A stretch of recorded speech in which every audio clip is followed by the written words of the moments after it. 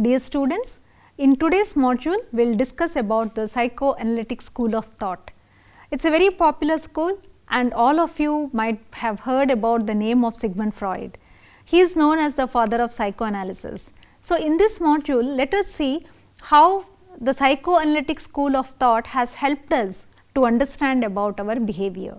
If you remember, structuralists were focusing on identifying the elements of the mind and functionalists were trying to understand the behavior focusing on how the mind is functioning.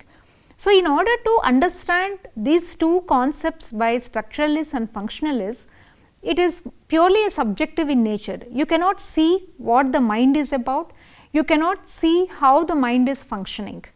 So, naturally they felt the subject matter of psychology postulated by structuralists and functionalists is more of a subjective experience.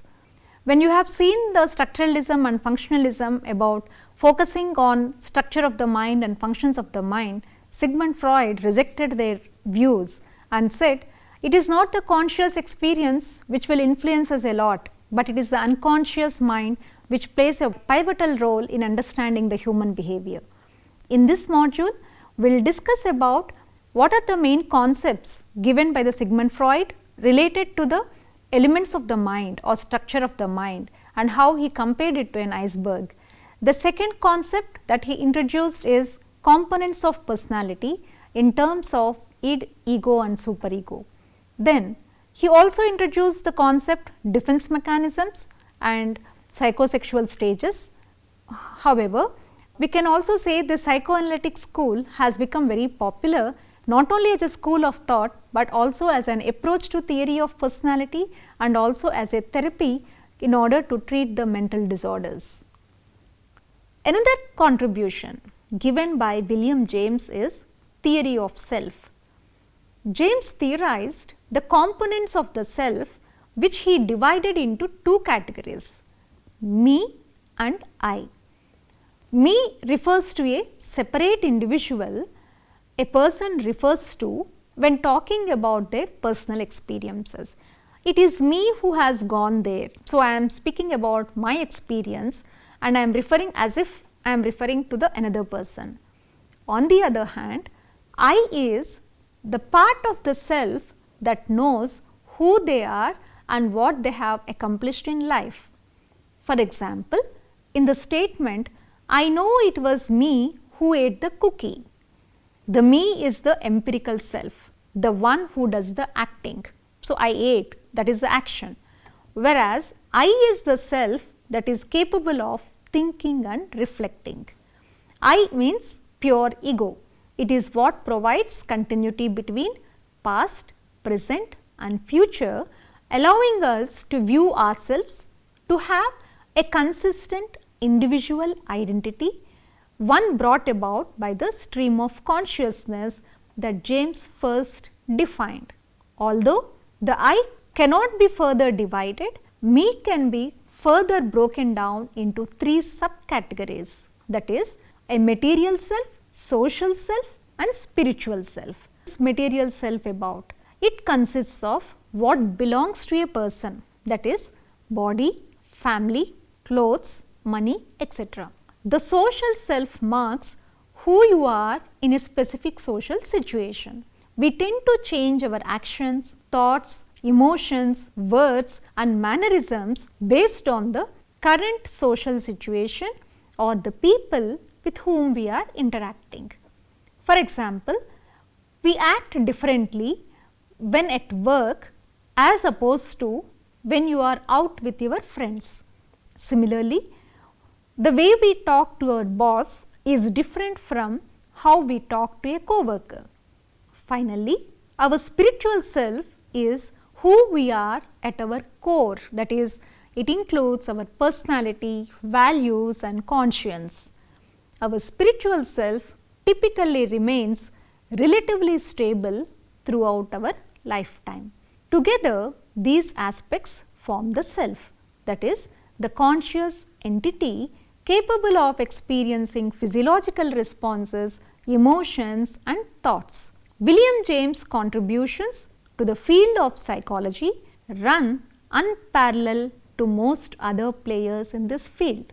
His theories, written works and foundational school of thought paved the way for decades of research and intellectual pursuits to come. Now, once you have understood the subject matter of psychology as given by structuralists and functionalists, another important school of thought has come up, that is called psychoanalysis. You might have heard about psychoanalysis, or you might have seen some movies with reference to the psychoanalytic therapies and the techniques. So, what this school of psychoanalysis is about? Let us try to understand this school. Psychoanalysis is a school of psychology founded by Sigmund Freud, and hence he is known as the father of psychoanalysis. He developed a theory of human behavior based largely on case studies of his own patients. This school of thought emphasized the influence of the unconscious mind on human behavior. According to Freud, human behavior is deterministic, that is, it is all about how to gain pleasure and how to avoid pain. Hence, we can say psychoanalysis is both an approach to therapy and a theory of personality. Sigmund Freud also emphasized on unconscious motivation, which indicates that the main cause of behavior lies in the unconscious mind. Freud's theory, psychoanalysis, maintains that human mind or mental life is like an iceberg. The smallest visible part of the iceberg represents the conscious mental experience of the individual. But underwater, hidden from the view, which floats, that is a vast store of unconscious impulses, wishes and desires. Freud insisted that individuals do not consciously control their thoughts, feelings and behavior. Instead, these are determined by unconscious forces. Look at the slide which is showing the mental iceberg. The iceberg, when it is dipped that in the water, the tip of the iceberg which you are able to see, that is the conscious level. Your conscious thoughts, your conscious perceptions which you are immediately aware of, that can be seen at the conscious level. Beneath the conscious level, the small portion that can still be visible is at the preconscious level. It contains certain memories and the knowledge that you stored. Whatever is there in the preconscious mind, immediately you may not be aware of what the content is, but with little effort definitely you will be able to retrieve the information. For example, if I ask you, at what time did you wake up today morning? Probably you are very conscious, you are very alert, immediately you can give the information. If I ask you like yesterday around 5 o'clock in the evening, what were you doing? It is not completely unconscious, but with an effort, with an ability to retrieve, you can recall what you were doing in the yesterday evening around 5 o'clock, and then immediately you will respond to that. Then the third part, which is the submerged part, that is the unconscious level. So, this is the most dominant influence on our human behavior. Generally people feel conscious mind influences us a lot, but it is not the conscious mind according to Freud's understanding and his research. It is the unconscious mind which influences our behavior. When we say unconscious content, what will be there in the unconscious content? It is about your fears, the phobias that you have developed with knowingly or unknowingly, the violent motives or shameful experiences, any abusive events if you were the victim of abusive cases, then selfish needs, immoral urges, irrational wishes and unacceptable sexual impulses. All these things will be merged in the unconscious mind, but still they are active in some form or the other. Now, let us understand the next concept postulated by the Sigmund Freud. Freud believed that the human mind or personality was composed of three elements: the id, ego and superego. The id consists of primal urges, while ego is the component of personality charged with dealing with reality. The superego is that part of the personality that holds all of the ideals and values which we internalize from our parents and culture right from our childhood.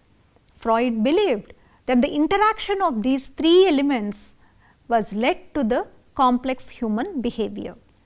If you look at this slide to understand the personality as per the components of the psychoanalytic point of view, that is id, ego and superego, it says, I want to do it, I want to do it immediately. It is an instinct, very impulsive. Ego says, just wait, do not be in a hurry, let us be realistic, let us think about the consequences. I will do it, but I will also think about the consequences. The third part, superego, says like, I should do it if it is accepted by the parents or accepted by the culture. So, this is how the interaction takes place between the components of the personality. And when you look at this slide, like all these three components of the personality which are very important, how do they operate, where do they operate? So, it is present from birth and operates at unconscious level and is driven by pleasure principle, that is, it strives for immediate gratification of the need or wants and desires. Whereas, ego operates at all the levels. It operates at the conscious level, at the preconscious and also at the unconscious level, but taking into consideration the realistic situations and the consequences as per the reality.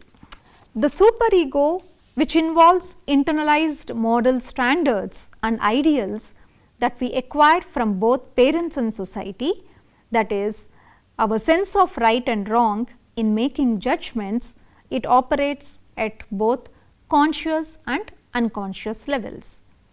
So, we can see it is completely unconscious, whereas ego operates at all the levels and superego operates at conscious and unconscious levels. Now, let us understand this from an example that is available in the slide.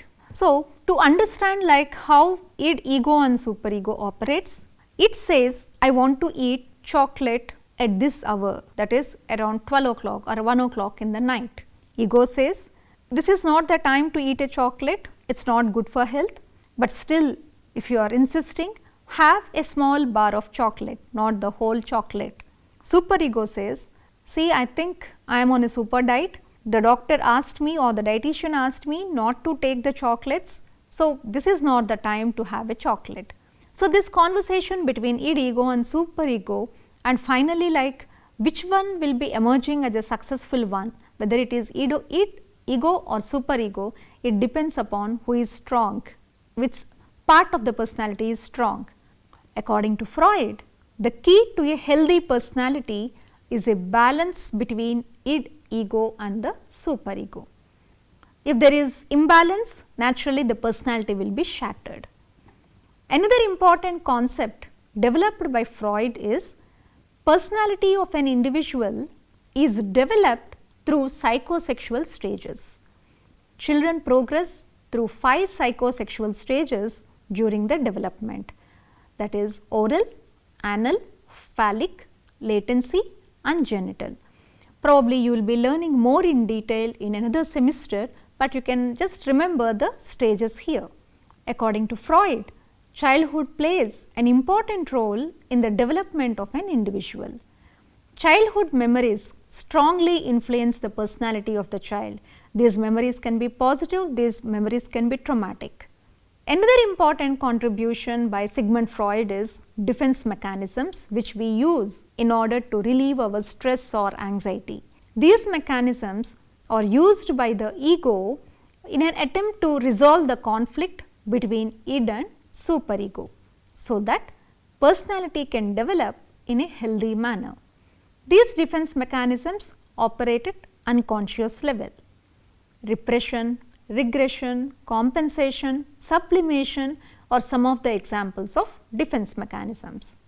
Psychoanalysis, originated by Freud, has become a therapeutic method for treating mental disorders by investigating the interaction of conscious and unconscious elements in the patient's mind and bringing repressed fears and conflicts into the conscious mind using techniques like free association, dream interpretation, analysis of resistance and transference, slips of pen and slip of tongue. Dreams are an important contribution of Freud. He turned dreams into object of scrutiny and developed theory for interpreting them. Interpretation of Dreams is Freud's popular book in which he stated dreams express current wishes as well as unfulfilled childhood desires. According to Freud, dream work involves aspects like condensation, that is, different ideas are merged into a single image, displacement, that is, which thoughts are disturbing and which are less disturbing in our dreams, then representation, how thoughts are representing different images, and symbolization, which objects in the dreams are representing sexual life. So, this is how like the analysis of the dreams is postulated by Sigmund Freud. However, the overriding importance that Freud placed on sexual and aggressive impulses caused much controversy both inside and outside the field of psychology. The most notable of Freud's famous students, Carl Jung, Alfred Adler and Karen Horney, broke away from their mentor and developed their own theories of personality. These three and their followers are often collectively referred to as Neo-Freudians. Thus, the psychoanalytic approach continues to be influential in some form or the other after modified considerably over the past several decades by the Neo-Freudians. As a reaction to structuralists and functionalists, the psychoanalytic field or the psychoanalytic school which has emerged with the Sigmund Freud as the father of psychoanalysis, he says it is not the conscious experience which is important. To understand the human behavior, we have to give emphasis on the unconscious mind, because the repressed memories, the unfulfilled wishes, the shameful experiences, all these things will be influencing the human behavior a lot. In order to understand what is the content of the unconscious mind, he developed techniques like free association, dream analysis, resistance, analysis, slips of pen, slips of tongue. The beauty of psychoanalysis is it can be used as a therapeutic approach, it can also be used as a theory of personality in order to understand the human behavior. Now, let us summarize what we have learned in this psychoanalytic school of thought. You might have understood what are the different views postulated by different theorists from different schools. Structuralists have focused on the structure of the mind, how the mind can be divided into different parts, that is elements, and introspection can be used as a technique to analyze the elements of the mind. However, as a reaction to the structuralism, the functionalism has emerged on the field of psychology. It says it is not the dissection of the mind or components of the mind which is important to understand human behavior, but we should understand the functions of the mind in order to understand the purpose of the behavior. You have pretty well understood that according to the psychoanalytic school of thought, compared to the conscious mind, it is the unconscious mind which is very dominant and influential in understanding human behavior. The content of the unconscious mind is very important in order to determine the human behavior. The unconscious mind might be having irrational fears, phobias, shameful experiences, abusive incidents, unfulfilled desires, unfinished tasks. That is, all these elements might be influencing our behavior. The content of the unconscious mind can be analyzed through psychoanalytic techniques like free association, interpretation of dreams, analysis of resistance, transference, slips of the pen, slips of the tongue. We also know that childhood plays an important role in the development of the personality, and the role of the psychosexual stages as emphasized by the Freud, which is very well determining the personality of the individual. We should know about the defense mechanisms that we use at the unconscious level in order to resolve the conflicts.